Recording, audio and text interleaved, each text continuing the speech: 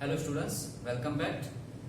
Previously जो भी अभी तक हमने लेक्चर्स में जो भी प्रोसीजर किया है, वापस से एक बार खाली इतना बता देता हूँ कि अभी ये जो कंटिन्यू चल रहा है टॉपिक, ये कौन सा है। क्योंकि ये इसलिए बता रहा हूँ, ये जो टॉपिक स्टार्ट हुआ है ये पूरे अब तक के यूनिट 1 में सबसे ज्यादा इंपॉर्टेंट टॉपिक है। एंड मे भी ऐसा बोल सकते हो कि 100% क्वेश्चन इसका एग्जाम में आता है। Okay, so it's a very important topic. इससे पहले इसके अंदर मैंने यूनिट 1 के अंदर टोटल 3 चैप्टर है। दूसरा चैप्टर ये चल रहा है। फर्स्ट चैप्टर के अंदर हमने De Moivre's theorem, inverse hyperbolic function, logarithm, ये सब देखे थे। ओके, लॉगरिथम उसका लास्ट टॉपिक था। मैंने इसके अंदर चैप्टर्स के हिसाब से कंटिन्यू ही रखा है, मतलब कि यूनिट 1 के हिसाब से ही लेक्चर्स चल रहे हैं। सो मर्ज चल रहा है, तो इस हिसाब से वो जो चैप्टर का नाम दिया है उस हिसाब से आपको ध्यान रखना है। ओके, तो इसका स्टार्टिंग टॉपिक था वो जो बेसिक लेक्चर एनालिटिक फंक्शन वाला था, उसका बेसिक डेफिनेशन थी।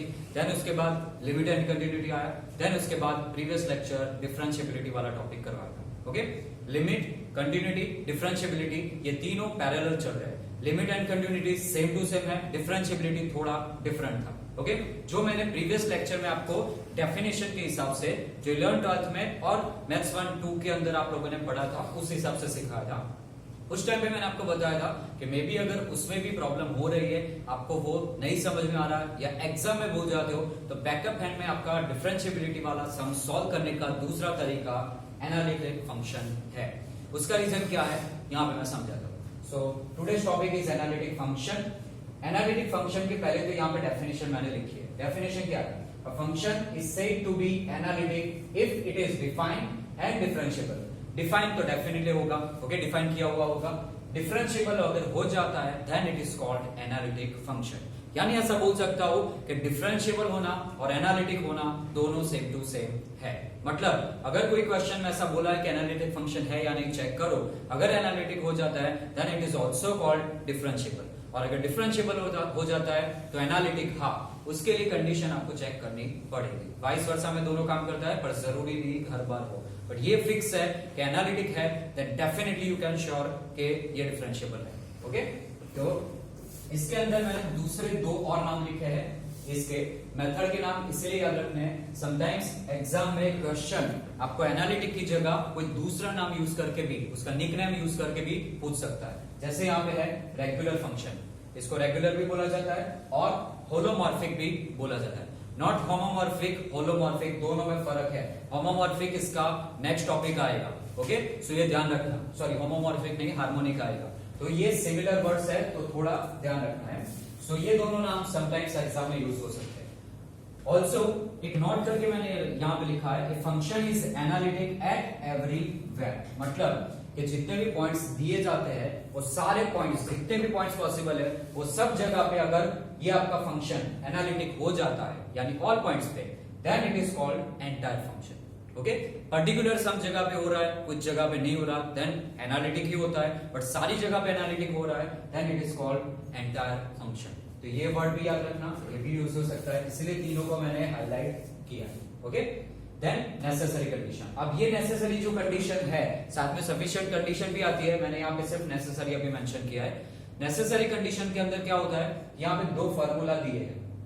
ओके, ये आपको दोनों चेक करने हैं, वेरीफाई करने हैं। अगर दोनों सेटिस्फाई हो जाता है then it is called analytic function. इसका नाम है कोशी-रीमान इक्वेशन, जिसको शॉर्ट फॉर्म में सीआर इक्वेशन लिखा जा सकता है। दैट मींस कि एग्जाम में जो क्वेश्चन आता है वो 3 टाइप से आ सकता है। ओके, तीनों टाइप से मैंने यहाँ पे लिखा है। एक ही question, show that function is not analytic, show that function is not differentiable, and last one, verify CR equation. Okay, यानी सीआर इक्वेशन होना, एनालिटिक होना एंड डिफरेंशिएबल होना, तीनों सेम टू सेम है। अगर ये 2 कंडीशन सेटिस्फाई हो जाती है, यानी तीनों हो जाएगा। ओके, आपको हर बार सीआर इक्वेशन से ही एनालिटिक फंक्शन की कंडीशन चेक करनी है। एंड अगर ये हो जाता है तो आप लास्ट में डायरेक्टली लिख सकते हो कि एनालिटिक है, then it is called differentiable function. Okay, तो डिफरेंशिएबल वाला टॉपिक से जैसे सम सॉल्व किया था वैसे नहीं करना, ऐसे करना है तो भी कर सकते हैं। तो एक मेथड से आपके दोनों टॉपिक कवर हो जाए। ओके, कंडीशन समझते हैं। अगर मेरे पास f of z is equals to u plus iv ये दिया है, ये एनालिटिक कब कहलाता है? जब del u by del x is equals to del v by del y। ये ध्यान रखना कि ये u और v क्या है। u और v आपका जो कॉम्प्लेक्स नंबर होता है उसको मैं फंक्शन अप्लाई करूं, खाली कॉम्प्लेक्स नंबर नहीं है, कॉम्प्लेक्स नंबर z है, उसको मैं फंक्शन अप्लाई कर रहा हूं, देन जो आंसर मिलता है वो आंसर u और v बनेगा। ओके, वो भी ऐसे ही काम करेगा, real part and imaginary part ऐसे ही काम करेगा। उसमें से u और v जो भी मिलता है फिर वो चेक करो, x के रिस्पेक्ट में डिफरेंशिएशन, y के रिस्पेक्ट में v का डिफरेंशिएशन, दोनों इक्वल है, देन इट इज कॉल्ड ये फर्स्ट कंडीशन सेटिस्फाई हो जाएगी। ऐसे ही सेकंड है जो इसमें बाकी रह गया, u का x के रिस्पेक्ट में हुआ, ये y के रिस्पेक्ट में, यहाँ पे y के रिस्पेक्ट में हुआ, x के रिस्पेक्ट में बट विथ माइनस। अगर ये कंडीशन सेटिस्फाई हो जाती है दोनों, then CR equation satisfied, then it is called analytic and also differentiable। नीचे एक और लिखा है इन पोलर फॉर्म, ये x y यानी कि कार्टेशियन फॉर्म में है। जैसे मैंने कॉम्प्लेक्स नंबर में बताया था कि उसका पोलर फॉर्म भी निकलता है, वैसे भी इसका भी पोलर फॉर्म आ सकता है। अगर क्वेश्चन पोलर फॉर्म में है तो वैसे ही एक्स वाई की जगह आर थीटा काम करेगा। ओके, बट थोड़ा वेरिएशन हो जाएगा, यहाँ पे सीधा इक्वल टू था, यहाँ पे 1/r आएगा, यानी u का r के रिस्पेक्ट में और v का थीटा के रिस्पेक्ट में है, तो 1/r के साथ इक्वल में आए तो ये आंसर राइट है। सेकंड वन है ऐसा ही, बट उसमें -r आ जाता है, u का थीटा के रिस्पेक्ट में, v का r के रिस्पेक्ट में। ओके, तो ये -r आता है। समटाइम्स ये याद रखने में प्रॉब्लम होता है, इसलिए मैंने एक और हाईलाइट किया है, इसको उल्टा, इसको लेफ्ट हैंड साइड पे रखा, इसको राइट हैंड साइड पे, तो ये वैल्यू ऑटोमेटिकली उल्टी हो जाएगी, -1/r हो जाएगा। ये दोनों ऑलमोस्ट सिमिलर हो जाएगा, सिर्फ आपको याद रखना पड़ेगा माइनस। बट ये अप्लाई करने के लिए डेफिनेटली ऑलवेज याद रखना, इसके अंदर u लेफ्ट हैंड साइड होना चाहिए, इसके अंदर v लेफ्ट हैंड साइड होना चाहिए। ओके, चाहे कैसे भी आपको याद रहे, ये फॉर्मूला जैसे भी याद रखो, बट ये याद कंपलसरी रखना है। और सीधा सिंपल तरीका ये है, ये जो वैल्यू है del u by del x, आप क्या करोगे, आपको u मिला, v मिला, del u by del x find करोगे, del u by del y find करोगे। वैसे ये तरीका सम के अंदर मैं बताऊंगा। यहाँ पे del v by del x find करोगे, यहाँ पे del v by del y find करोगे। आपको क्रॉसली चेक करना है, ये वैल्यू इसके साथ, यानी कि आपका फर्स्ट कंडीशन, ओके, ये इक्वल होना चाहिए, सीधा डायरेक्टली इक्वल होना चाहिए। और ये जो है दूसरा, ओके, ये वैल्यू इक्वल टू तो होना चाहिए बट विथ माइनस। ओके, यानी कि आपकी सेकंड कंडीशन हो जाएगी। ये नॉर्मल तरीका है, क्वेश्चन कोई भी हो u v, इस हिसाब से आप हर बार ऐसे ही सॉल्व करोगे, उसमें डायरेक्टली ऐसे चेक कर देना, आपको ये कंडीशन याद रखने की भी जरूरत नहीं पड़ेगी, वैसे ही इसमें करना। ओके, तो जब सम आएगा, अभी सम स्टार्ट करूंगा, इसके अंदर वापस से समझाऊंगा, तो आपको ये दिक्कत नहीं आएगी। इसकी सफिशिएंट कंडीशन में ये है कि ये जो मैंने पार्शियल डेरिवेटिव्स लिखे हैं, ये चारों, ये पार्शियल डेरिवेटिव्स कंटीन्यूअस भी होने चाहिए, एंड जो कि हर एक में वो डेफिनेटली कंटीन्यूअस होगा। Okay, so that means continuous कब नहीं होगा, जब ये कांस्टेंट के हिसाब से आएगा। कांस्टेंट होगा तो कांस्टेंट का डिफरेंशिएशन 0 ही आएगा। ओके, तो वहां पे कोई प्रॉब्लम नहीं है। सो कंटीन्यूअस होना चाहिए, और कंटीन्यूअस होगा तो वो चेक करने की जरूरत नहीं है, इसीलिए मैंने सिर्फ यहाँ पे नेसेसरी कंडीशन जो सम के लिए चाहिए वो लिखी। ओके, सो ये टोटली थियरी मैंने समझा दी, डिटेल में इसीलिए समझाया है क्योंकि बहुत इंपॉर्टेंट सम है और ये डेफिनेटली 100% एग्जाम में पूछेगा। ओके, चलो सम स्टार्ट करते हैं। एग्जाम्पल नंबर 1 अभी समझा दिया, 3 टाइप से क्वेश्चन आ सकते हैं, analytic, differentiable and CR equation. Okay, तीनों का सॉल्यूशन एक ही है। सबसे पहले स्टार्ट करते हैं, जो आपको फंक्शन दिया है वो f of z is equal to क्या गिवन है, x² plus i y²। By chance यहाँ पे आपको डायरेक्टली उसने कॉम्प्लेक्स फॉर्म में, यानी रियल और इमेजिनरी पार्ट सेपरेट करके ही दिया है। समटाइम्स ऐसा नहीं होगा, मतलब कि अगर मैं ऐसा लिख दूं z is equal to mod z, okay, फिर z बार लिख सकता हूं, तो z बार को पहले आपको कॉम्प्लेक्स नंबर के फॉर्म में, यानी कि ऐसे फॉर्म में लाना पड़ेगा। ओके, समटाइम्स हैवी टर्म्स भी हो सकते हैं, real part of z something ऐसे कुछ दिया है, तो ऑलवेज आपको क्या करना है, रियल और इमेजिनरी पार्ट सेपरेट करो, देन उसके बाद जो रियल पार्ट है वो आपका u बनेगा, स्मॉल u, और इमेजिनरी पार्ट स्मॉल v बनेगा। ओके, तो आपका ये जो पोर्शन था f of z is equal to u plus iv, ये मिल जाएगा। सो यहां से डायरेक्टली मैं कंपेयर कर सकता हूं, so therefore u is a real part और वो मिलेगा x² and v is the imaginary part, that is called y²। ये सीधा कैसे होता है, ये वैल्यू है f of z की एक्चुअल वैल्यू हमने क्या डिफाइन की थी कंडीशन के अंदर, u प्लस i। तो आप कंपेयर करोगे तो directly u is equal to x² और v is equal to y²। Okay, but इसकी लिखने की जरूरत नहीं है, इसलिए मैंने डायरेक्ट डन। चलो u भी मिल गया, अब इसका डिफरेंशिएशन फाइंड करो x के respect, so del u by del x। Okay, partial differentiation करना है, एक्स स्क्वायर का डिफरेंशिएशन होगा एक्स के रिस्पेक्ट में 2x। अब इसी का y के रिस्पेक्ट में करो, del u by del y। यहां पे y नहीं, ओके, x है, x कांस्टेंट रहेगा तो y है ही नहीं, तो कांस्टेंट का डिफरेंशिएशन 0, दैट मींस ये मिलेगा 0। अब वैसे ही v का करो, x के रिस्पेक्ट में, x है ही नहीं तो ये y तो पूरा कांस्टेंट बनेगा, कांस्टेंट का डिफरेंशिएशन 0। अब y के रिस्पेक्ट में करो, so del v by del y is equal to y square का मिलेगा 2। डन। अब क्रॉस साइड करना है, एक ये साइड और एक ये साइड, बट ऑलवेज याद रखना पहला जो क्रॉस होता है सीधा ये आपको प्लस के साथ ही इक्वल मिलना चाहिए, मतलब सेम टू सेम मिलना चाहिए, और ये वाला इक्वल तो होना चाहिए बट किसी एक में माइनस होना चाहिए, तो आपकी ये वाली कंडीशन सेटिस्फाई हो जाएगी। ओके, तो डायरेक्टली मैं चेक कर सकता हूँ 2x एंड 2y दोनों इक्वल नहीं है, ये इक्वल है, इसमें माइनस आए या ना आए कोई प्रॉब्लम नहीं है क्योंकि 0 है, 0 के अंदर माइनस कंसीडर भी कर सकते हैं, नहीं करोगे तो भी चलेगा। दैट मींस एक तो ये कंडीशन सेटिस्फाई हो रही बट ये वाली नहीं हो रही, तो नीचे मेंशन करो हियर, दोनों मेंशन करने की जरूरत नहीं है, जो सेटिस्फाई नहीं हो रही बस इतना लिख दो, del u by del x not equal to del v by del y, यानी कि ये फर्स्ट कंडीशन सेटिस्फाई नहीं हुई। ओके, सो दैट मींस मतलब डायरेक्टली लिख दो, hence CR equation is not satisfied.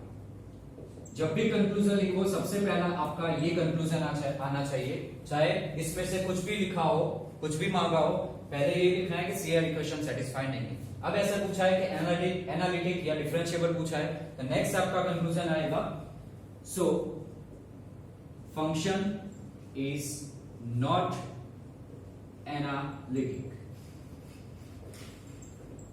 Okay, but question में पर्टिकुलर आपको डिफरेंशिएबल ही पूछा है तो नीचे और कंक्लूजन आएगा, and hence function is not differentiable. Okay, मैंने 3 कंक्लूजन लिखे हैं, आपको क्वेश्चन किस हिसाब से पूछा जाता है उस हिसाब से काम करना है। CR इक्वेशन पूछा है तो यहां पे खत्म, एनालिटिक पूछा है तो यहां पे खत्म होगा, और डिफरेंशिएबल पूछा है तो इस हिसाब से आएगा। प्रायोरिटी वाइज इसी सीक्वेंस में आपको कंक्लूजन लिखना है। सो ये तो बेसिक सम था, बहुत सिंपल था। अब इसका दूसरा सम देखते हैं। This is second example, examine the analyticity of sine hz। Analytic नहीं लिखा, एनालिटिसिटी मतलब कि एनालिटिक हो भी सकता है और नहीं भी हो सकता, बट उसकी कंडीशन आपको एग्जामिन करनी है। साइन hz, तो जैसे अभी मैंने बात की थी कि हर बार आपको डायरेक्टली फॉर्म दिया नहीं जा सकता, समटाइम्स डिफरेंट होगा, उसमें से आपको रियल पार्ट और इमेजिनरी पार्ट सेपरेट करके बनाना पड़ेगा। ओके, तो सबसे पहले जो फंक्शन दिया है वो लिख दो, here f of z is equal to sine hz। अब ये है हाइपरबोलिक फंक्शन। फर्स्ट चैप्टर के अंदर हाइपरबोलिक जो इनवर्स वाला टॉपिक था, इनवर्स हाइपरबोलिक, उसके अंदर हमने देखा था कि डेफिनेटली हाइपरबोलिक है तो मैं उसमें से नॉर्मल यानी कि आईजेड वाले में कन्वर्ट करूंगा, तब भी मैं वहां पे उसको रियल पार्ट और इमेजिनरी पार्ट में सेपरेट कर पाऊंगा। ओके, उसके बिना पॉसिबल नहीं है, मतलब ये h में से i में कन्वर्ट करना पड़ेगा। तो वहां पे मैंने फॉर्मूला करवाया था sine hz is equal to minus i sine i z। Okay, जब ये कन्वर्ट करते हो तो h में से i तो यहाँ पे डेफिनेटली होगा, समटाइम्स यहाँ पे माइनस i होता है, समटाइम्स यहाँ पे i होता है। उसका मैंने लॉजिक समझाया था कि i से h जा रहे हो, ओके, i से h है तो आपका आंसर प्लस i में आएगा, और उल्टा यानी कि h से i जा रहे हो तब माइनस i होगा। ओके, तो वो जैसे भी आपने याद रखा है, बट फॉर्मूला याद रहना चाहिए। तो ये फॉर्मूला मैं यहाँ पे अप्लाई करूंगा।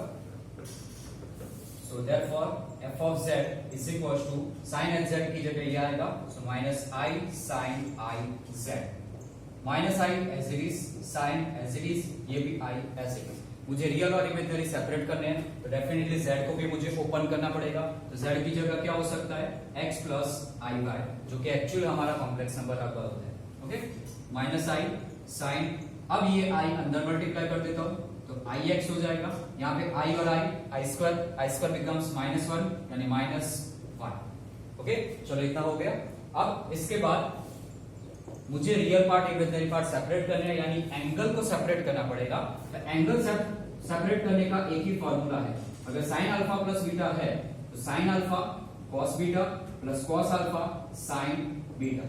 ये फॉर्मूला था, 11th-12th में भी आया था, डिप्लोमा में भी आया था, ये बेसिक फॉर्मूला है। सो उस हिसाब से अप्लाई करो।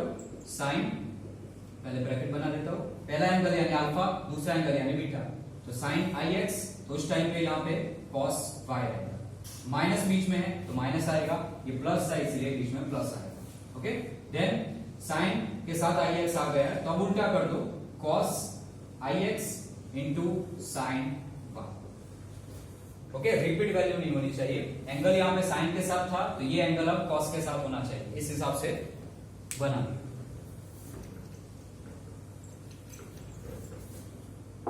चलो ये हो गया माइनस आई।